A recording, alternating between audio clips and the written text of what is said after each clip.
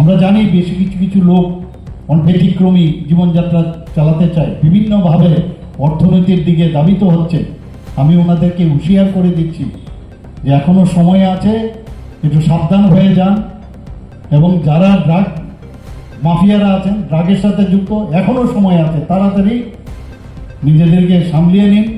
एडिनगर अरविंद संघनि बखाक्तै संतजाक थैरिमा पान्दाव हास्नि मन्त्रीकरा प्रोफेसर डॉक्टर मानिक साहा मानजागै ड्राग्स माफिया ख्लायनाय रकनो हुसियारि रुबै कगना रखा बसाका ताबुकसाक जरातै जरा तंखौ हामनानि बागै सुद्रायनानि बागै अंग्याखे पुलिस दांबेटेक रक बाय रम जागनानि दागिमुं रिवै रिजाखा हानै साका हास्नि मन्त्रीकरा प्रोफेसर डॉक्टर मानिक साहा आबै बाक्सा बतैब साका हास्तिय जुट मल बिसि बाव कांग्रेस हापां तंगमानि तै बिसि थामचिबा सीपीआईएम हापां तंग्रगमानि बरक हास्तिय तंकसं तंगनाय लुकुरकनो मंगसापानो रिलांगलिया हामक्रानि सामुं ख्लायलांलिया थंग्रं सिमिनो थंगै तंगो हनै साका हास्तिनि मन्त्रीकरा प्रोफेसर डॉक्टर मानिक साहा এবং তাদের সিন্দুর মুছে দেওয়া হয়েছিল।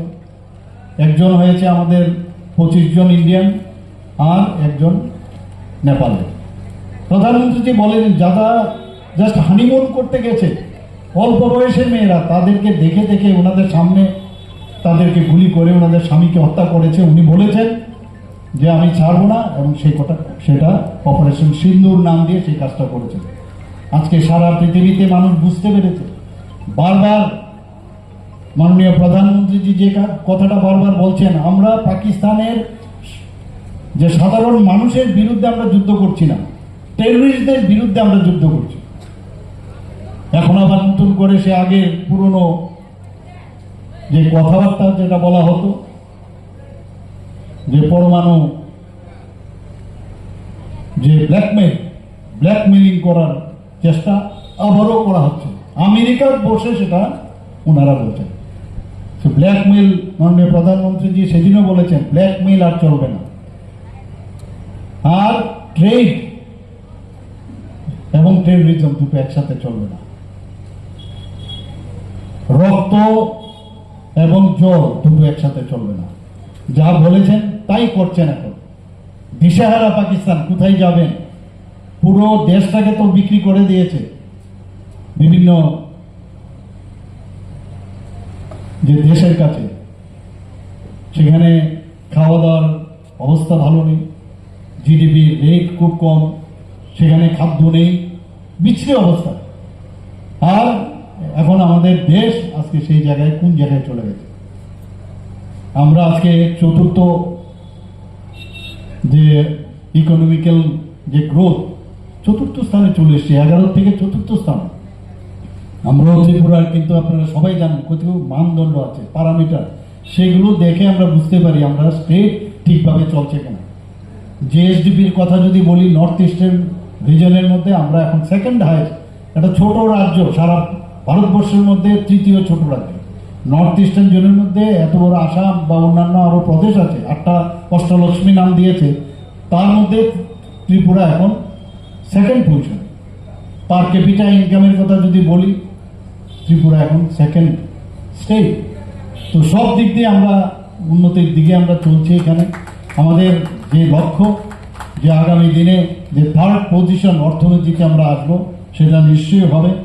আমি আশা করি যে এইভাবে যে এখানে যে বিভিন্ন যে ব্যবস্থাপনা এখানে রেখেছেন, যাদেরকে আজকে সম্মান এখানে দেওয়া হলো, তারা আমাদের যে ছাত্রছাত্রীরা তো আছেনই, প্লাস এখানে যারা বৃদ্ধজনেরা, যারা বয়স্ক ব্যক্তিরা, যারা এই ক্লাবকে, এই সংঘকে তারা প্রতিষ্ঠিত করেছেন, তাদেরকেও সম্মান দেওয়া হয়েছে।